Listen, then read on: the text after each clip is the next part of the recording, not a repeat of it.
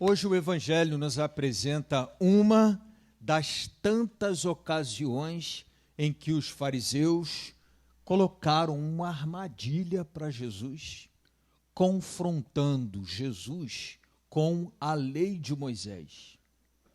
A lei de Moisés, no tempo de Jesus, não era só uma lei religiosa, mas era também uma lei civil, não era só um preceito religioso. Descumprir a lei de Moisés era praticar crime, cometer crime.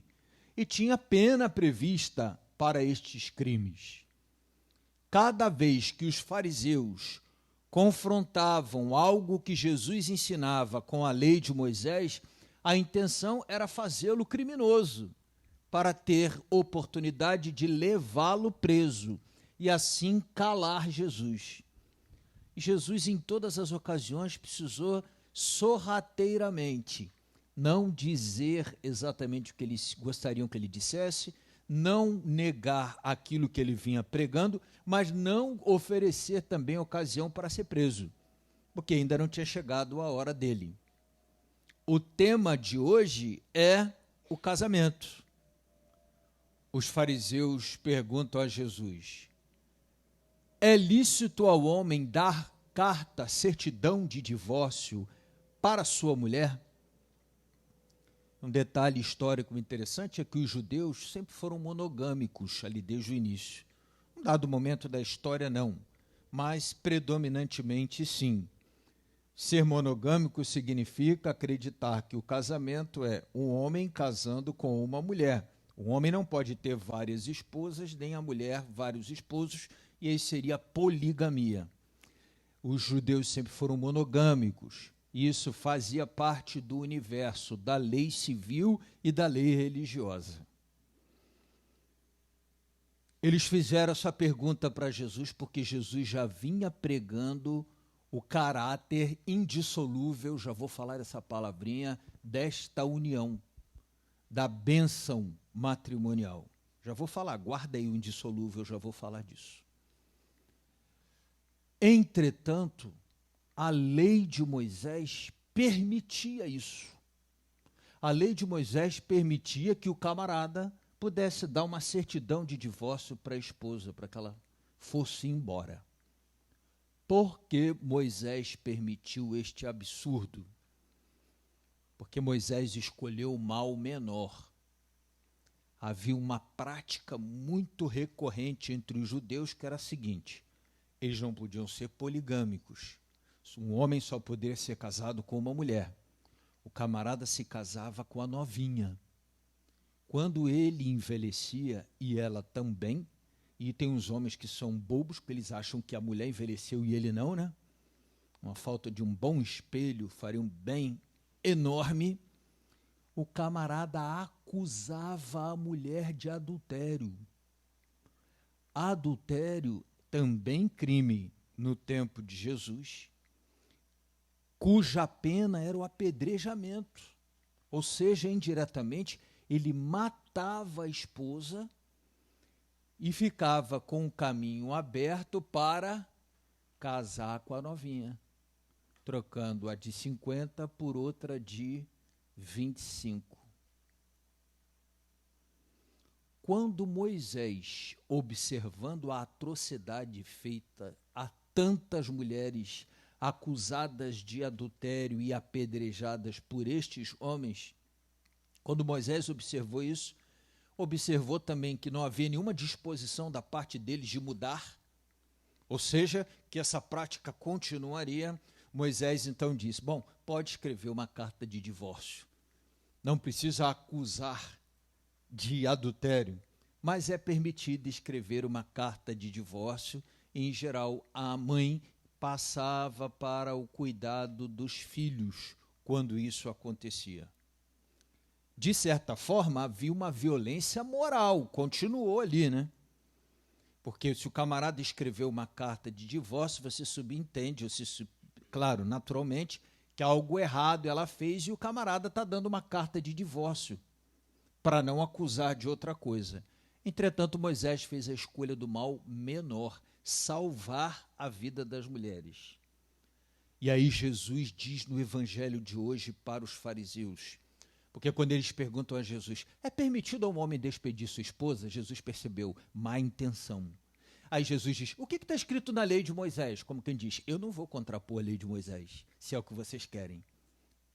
Na lei de Moisés está dito que pode escrever uma carta de divórcio, uma certidão de divórcio para a esposa. E aí Jesus diz, Moisés permitiu isso por causa da dureza do coração de vocês. De alguma forma, dizendo isso que eu acabei de dizer. Porque Moisés fez um corte por baixo, não por cima. Quer dizer, ele pensou no mal menor e não no bem maior. O bem maior é que vocês envelhecessem juntos e só a morte desfizesse este vínculo. E não o uso desse artifício para se livrar da esposa e trocá-la por outra mais nova. Jesus continuou essa conversa e recorreu ao Gênesis, texto da primeira leitura de hoje. Jesus diz, desde o início do mundo, desde a criação do mundo, antes de Moisés, portanto, Deus os fez homem e mulher, por isso disse que o homem deixará a casa de seu pai, de sua mãe, e se unirá à sua mulher, e os dois serão uma só carne. O que Deus uniu, o homem não separe. Jesus, ele deu uma amarrada, muito bem amarrada na coisa, ainda foi um pouco mais adiante. Estrategicamente, o assunto morreu ali. E depois os discípulos voltaram ao assunto com Jesus. Ou seja, era controverso, mesmo entre os discípulos. E aí Jesus foi um pouco mais além. Ele disse assim, quem dá carta de divórcio não está livre para casar com outra. Quem dá carta de divórcio e se casa com outra, comete adultério com aquela para quem ele deu a carta de divórcio. A intenção de Jesus, portanto, era não institucionalizar a carta de divórcio como um instrumento para se livrar da esposa com uma idade mais avançada e trocá-la por uma mais nova. Porque, ao dizer isso, Jesus diz, não vamos desobedecer a lei de Moisés, dê a carta de divórcio, mas quem se une a outra comete adultério, ou seja, o camarada ou fica com ela ou fica sozinho. É mais ou menos aquilo que Jesus sugere, não sei se entenderam. Com essa, uma saída pela direita que amarrou muito bem as coisas, no sentido de não fazer disso uma espécie de porta larga, do vamos lá, ficou velho, troca. Então Jesus ali está em defesa da indissolubilidade deste vínculo, do vínculo matrimonial. Agora vamos à palavra indissolubilidade. Quem já ouviu e conhece a palavra indissolubilidade, levanta o braço aí. O pessoal que é do direito conhece bem, principalmente quem é do direito de família, lida com isso aí, conhece bem. A gente acha que não conhece, mas conhece a palavra. Vou mostrar que a gente conhece. Às vezes a gente sai de manhã, acorda um pouco atrasado, e não dá tempo de fazer aquele café mais gostoso do mundo, que é o café de coador. E aí tem que fazer um café meia boca, que é esquenta uma água, abre o armário e tira o vidrinho de Nescafé. Bota ali umas 2, 3 colheres do Nescafé na água quente, o café se dissolve, a gente adoça, toma, vai embora. Cumpre, gela, mas não é uma Brastemp. A Brastemp é o café de coador, não tem igual. Concordam comigo?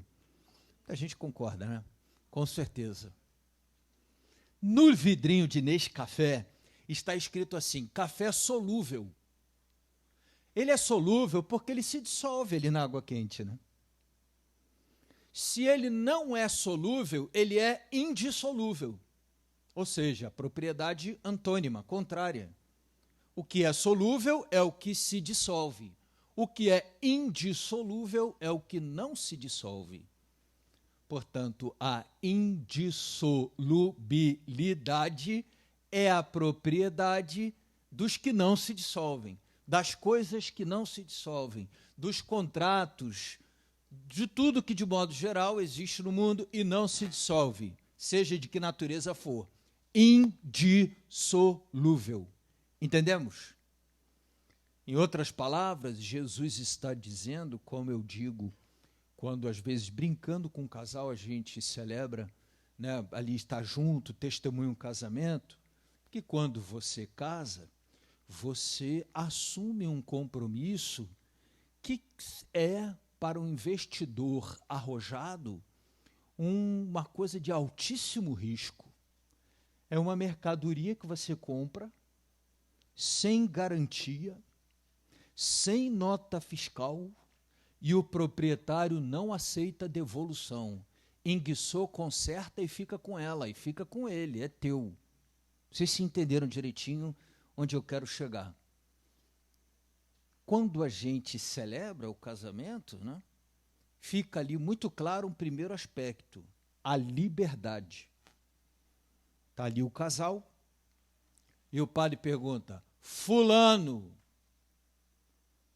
você aceita casar com fulana de livre e espontânea vontade? E eu passo o microfone para o camarada. E ele publicamente precisa dizer sim. E também, da mesma forma, para a mulher. A gente passa e ela deve dizer, para a cerimônia ir adiante, sim. A liberdade é um pré-requisito. O casal, nós somos livres para pedir que Deus abençoe sacramentalmente a nossa união. Mas não somos livres para desfazer o que Deus fez. E isso marca essa força indissolúvel. Não cabe ao homem a dissolver isso aí. Está claro? Isto é indissolúvel. O homem é livre para dizer, queremos receber a bênção sacramental matrimonial. Está na hora. Entendemos que está na hora. Mas não é livre, não determina a hora que se dissolve esse vínculo. E a nossa fé nos ensina, a palavra nos ensina, que é pela morte que esse vínculo se dissolve. Eu digo que o contrato é de alto risco porque, vejam só, durante a cerimônia do casamento também, a gente fala baixinho no ouvido do noivo. Eu, Álcio, te recebo, Marlene, quebrei, por minha esposa, te prometo ser fiel, amar-te e respeitar-te, na alegria e na tristeza. Ele está prometendo, se tiver com dinheiro, se tiver duro, se tiver com chateação, com aborrecimento, se ela ficar rabugenta, ranzinza, ele está prometendo. Na alegria e na tristeza, na saúde e na doença, todos os dias de nossa vida. É muito risco envolvido aí, não? Não tem aqueles perfis de investimento dos bancos, né? É um investidor arrojadíssimo que faz esse tipo de investimento. O contrário também, né? A mulher vai lá, eu, Marlene, te recebo, Álcio, por meu esposo, te prometo ser fiel, na alegria e na tristeza. Aí vem, pode ficar enjoado, pode ficar ranzinza, pode ficar cheio de mania. O homem tem uma coisa de ficar cheio de mania, que ama, né? Coisa do homem, quando fica velho, fica cheio de mania. Enfim, na saúde e na doença. Você pega o álbum de casamento e diz, poxa, não foi com esse camarada que eu casei. Poxa, o tempo cruel, né? Todos os dias de nossa vida, todos os dias significa todos os dias, não é isso? É um contrato, portanto, que envolve um risco enorme. E a fé nos ensina que o amor, que o texto, um dos textos de primeira leitura propostos para a celebração do matrimônio do livro do Cântico dos Cânticos diz que o amor é mais forte do que a morte. Portanto, que o amor que é mais forte do que a morte será mais forte do que atravessar o nosso caminho. Das situações que aparecerem, dos perrengues, dos apertos, dos desentendimentos, das dores, das dificuldades, das penúrias, dos sustos, dos tombos, o que aparecer no nosso caminho não será páreo para o amor que nos uniu. Nós entendemos e pedimos a bênção de Deus sobre este amor, conferindo ainda uma qualidade especial a este vínculo. Está claro direitinho para todo mundo? está sugerido hoje para a gente como tema, portanto, o que Jesus diz no Evangelho e cita da primeira leitura, que é o caráter indissolúvel dessa bênção. Hoje nós teríamos aqui os escrutínios, né, que foram cancelados, que o pessoal começou a colocar mensagem, tá aqui na Barra de Guaratiba, está trovejando muito, está chovendo muito, não sei onde está chovendo muito, tal, um pouco antes. Aí a gente trocou a data, porque ficou todo mundo muito assustado. Eu imaginei que hoje tivesse bastante jovens aqui, mas alguns talvez estejam nos escutando de casa. Eu acho que é um conselho bom a ser dado aos jovens: não precisa ter pressa para casar. Não precisa. Se tem alguém que está com o namorado aqui já fazendo uma pressãozinha, me desculpe. Me desculpe. Mas eu acho que esse é um conselho, é um sacramento para uma vida inteira. Você vê que a gente vem no caminho sacramental, a gente recebe o batismo. Depois a gente tem ali o sacramento da penitência, confissão, a primeira Eucaristia, a confirmação do nosso batismo no crisma, e aí tem uma bifurcação sacramental, que é o sacerdócio e o matrimônio. Os dois são sacramentos de missão, ou seja, qual vai ser minha missão no mundo para vida fora, vida à frente? Quando o camarada vai abraçar este caminho aqui, o sacerdócio, vai para o seminário, fica no mínimo ali uns 6, 7 anos, no mínimo. Eu que fiz seminário menor, fiquei 10 praticamente no seminário. E o camarada que vai assumir esse outro aqui, faz um curso de uma manhã de domingo. Entende uma desproporção? Mas a seriedade do compromisso é tal e qual. A história desse compromisso, vida toda. Não sei se entendem direitinho o que eu estou querendo dizer. Então, eu chamo a atenção para os jovens presentes, e eu acho que os adultos que estão presentes concordam comigo, principalmente quem casou muito cedo e pensa assim: caramba, um pouquinho depois eu fui ver que alguns erros ali do início a gente nem precisaria ter cometido, mas em virtude da nossa inexperiência ou da pouca experiência e tal, mas graças a Deus a gente tinha um vínculo, um amor tão grande que a gente pôde atravessar bem isso, ou alguém que nos acompanhou, ou alguém que nos aconselhou. Mas às vezes, em virtude dessa imaturidade, muitos casamentos acabam ali no início, pela dificuldade da gestão desses primeiros anos, associada à pouca experiência do casal. Então, eu acho que esse é um primeiro conselho que eu gostaria de dar ao pessoal mais novo. Estabilizem vida, né? Terminem faculdade, organizem as coisas de vocês. As questões exteriores que às vezes trazem muitas tensões para dentro do relacionamento, que bom se elas forem resolvidas antes, se todo mundo já tiver, tanto ele quanto ela, com uma vida profissional, com umas coisas mais ou menos organizadas, se aproveitaram o namoro para se conhecer, porque se ficou se agarrando, se beijando, se cheirando o tempo todo, você está casando com um estranho, você não sabe com quem você está casando. Então, o tempo do namoro é exatamente para que se possa ali cavar direitinho e saber onde é que eu estou amarrando o meu... Isso aí, né? Onde é que eu estou, né? Onde é que eu estou botando a cumbuca, né? A mão na cumbuca. Saber exatamente pesar e pesar e pesar. Eu conheço as virtudes, eu conheço as dificuldades, somando, subtraindo, multiplicando e dividindo, é com ela que eu vou, é com ele que eu vou. Ok, daí para frente. Porque é para a vida inteira. De manhã eu contei uma história, que eu sempre que eu estou ali com um casamento, com um casal, eu conto. Eu vou contar para vocês, alguns já devem ter escutado, outros não. Uma das maiores vergonhas que eu já passei da minha vida, já contei para vocês? Vou contar. Uma das maiores vergonhas que eu passei da minha vida, eu tinha 3 meses de padre, novinho, começando ali. E um casal, eles eram avós de um amigo que estudou comigo.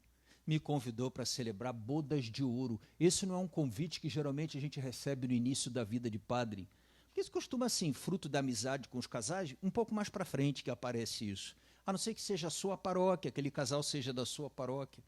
Mas acho que na ocasião eu nem tinha recebido ainda a paróquia, né? Me senti honrado com o convite. Quantas vezes eu fui lá, porque esse colega ficava com os avós, os pais trabalhavam, e quando a gente ia fazer pesquisa de escola, aquela época que a gente ia para a casa dos amigos fazer pesquisa, comia cachorro-quente, pizza, tal, e fazia pesquisa, né? A gente ia na casa dos amigos para as pesquisas, e eles receberam a gente lá quantas vezes, né? Então tinha um carinho enorme. Fiquei honrado pelo convite. Cerimônia linda, a igreja toda arrumada, tal. Aqui, o genuflexório, os dois, podem imaginar. Eu aqui, os dois aqui, tem um livrinho vermelho, tem um rito. Quem segue o rito não erra. Mas eu resolvi inventar. É não, Silvio? Você também resolveu inventar. Com essa máscara aí, socorro. Socorro. Mas vamos embora. E aí eu perguntei assim para ele, inventando. E o senhor casaria com ela para viver mais 50 anos ao lado dela? Sua esposa, mãe dos seus filhos, avó dos seus netos, alegria da sua vida. Passei o microfone para ele. Vocês podem imaginar o que ele respondeu, né? De manhã, a Andréia estava aqui e disse, não, André, a gente sempre pensa assim, na tragédia, né? No pior, eu escutei aqui do pessoal da música aqui, vindo um não. Ele disse sim. Quando ele disse sim, a família bateu palma, o pessoal fez aquela festa. Eu falei, pô, dá certo, né? Primeira vez que eu estava experimentando, falei, dá certo, parti para ela. E a senhora casaria com ele para viver mais 50 anos ao lado desse homem, pai dos seus filhos, avô dos seus netos, a alegria da sua vida. Passei o microfone para ela. Ela ficou olhando para mim assim, ó. Olha a minha inocência. Na época eu tinha 24 anos. Eu tinha acabado de completar 24 anos. Eu pensei assim, 50 de casado, casou com 20 e pouco, 70 e pouco, está surda. Aí mandei, e a senhora casaria com ele para viver mais 50 anos ao lado dele? Fui na mímica. Passei o microfone para ela. E ela continuou assim para mim. Pô, ali eu percebi, ela ouviu e não quis responder. Eu quero ir embora daqui agora. Eu pensei. Eu quero que isso acabe agora, faz um buraco que eu vou entrar, não vou na festa, que eu ia na festa, né? Nem vou dar minhas caras na festa, porque todo mundo me conhece, o pessoal vai ficar me zoando, né? Na festa, falei, não vou. Pensei comigo.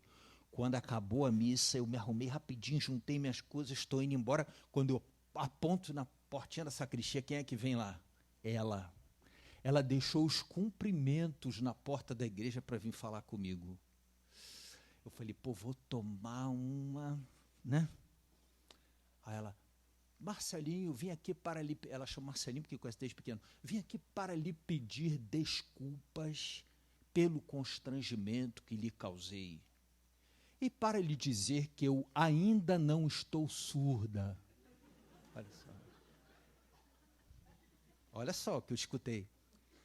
E também para te dizer que eu não podia responder aquela pergunta sem estragar a festa preparada pelos nossos filhos e netos, porque eu casar de novo para viver mais 50 anos com esse homem, só se eu fosse doida.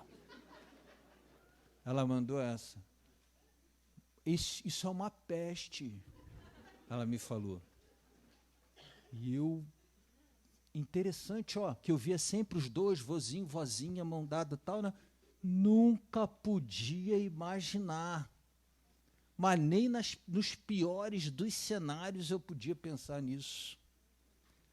Naquele dia eu fui para casa pensando assim, meu Deus do céu, é um contrato de alto risco, né? Porque, no caso dela, ela falou, eu estou com ele até hoje porque eu prometi diante de Deus, diante do altar, que eu ficaria com ele, e eu vou ficar até o fim. E porque também não quis criar os meus filhos sem pai, mas casar com ele de novo, mas nem, ela me falou. E eu fiquei pensando, quanta dor, não é isso? Quanta, assim, frustração, aquela sensação de, pô, fiz um projeto de felicidade de vida inteira e arrasto. Às vezes eu encontro as pessoas da rua, em outros lugares onde morava aqui, e fala, fulana, cadê fulano? O esposo. Aí ela me diz assim, aquela bênção, padre, por alguma razão eu tenho a sensação que não é bem bênção que ela quer dizer. Quer dizer, aquela bênção, padre, está no bar, está no campo, está jogando, e me fica, está bebendo, me fica aquela sensação que não é bem bênção que se quer dizer ali. Tem dor ali por trás também. Você se entende o que eu quero dizer? No fundo, eu penso que assim, ó, é um compromisso assumido com a felicidade do outro e só funciona se for assim. Se eu tiver disposto,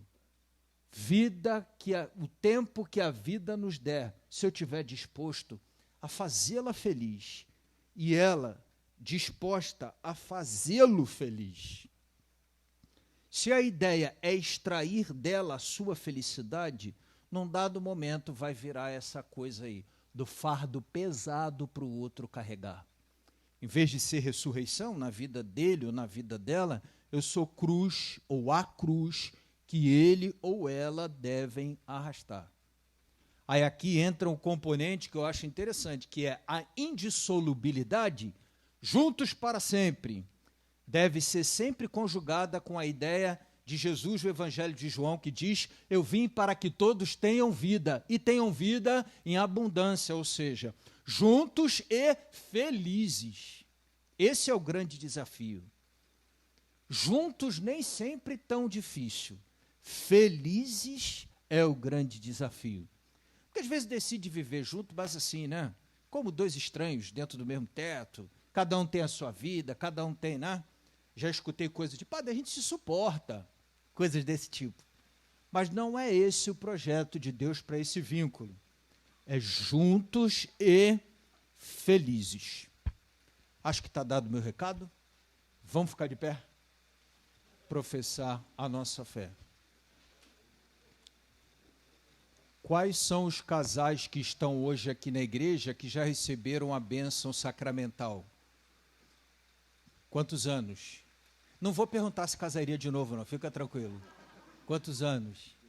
16 anos. Cristiano? 21 anos. 28 anos.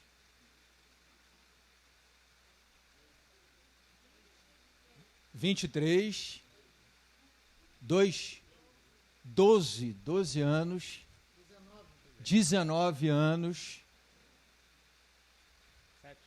7 anos, 9 meses, 32 anos, estão ganhando, hein? 32 anos, 10 de namoro e 15 de casado, 25, quer dizer, casados, a bênção, 15. 2 anos. Quantos, Cláudio? Está se escondendo por quê? Com medo do povo botar olho gordo no teu casamento. 4 anos, 4 anos. Quem mais? Foi. Muito bem. Vamos pedir a Deus que abençoe esses vínculos. Quem está o casal aqui presente? André, você pode se colocar lá do lado do seu esposo? Tem alguém mais que está o casal presente? Tem alguém mais que está o casal presente que esteja longe? Não, está pertinho aí de Cíntia. Estão perto, né? Pronto. Vamos ficar de frente aí, um de frente para o outro, igual no dia do casamento. Pega na mão. Sai daí, Rafael. Está barrado, meu amigo. Isso aí. Olha para sua esposa. Eu, diz o seu nome, te recebo. Diz o nome dela.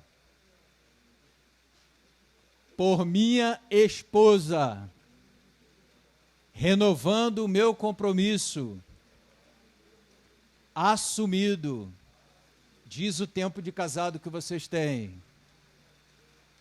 E te prometo ser fiel na alegria e na tristeza, na saúde e na doença, todos os dias de nossa vida.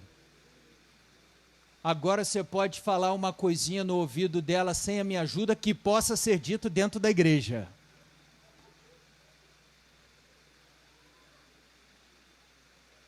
Tudo bem. Agora vai ela, olhando para ele. Eu, diz o seu nome, te recebo, diz o nome dele, por meu esposo, e renovo o meu compromisso sacramental. E te prometo ser fiel na alegria e na tristeza, na saúde e na doença, todos os dias de nossa vida. Agora pode falar uma coisinha no ouvido dele, sem a minha ajuda, que possa ser dito dentro da igreja. Deus confirme este compromisso renovado hoje e derrame sobre vocês as bênçãos dele. O que Deus uniu, o homem não separe. Eu vou dizer bendigamos ao Senhor e nós vamos responder bem firme. Demos graças a Deus. Quem quiser repetir aquela cena do beijo da noiva do dia do casamento, pode. Bendigamos ao Senhor. Vou até ficar de costas.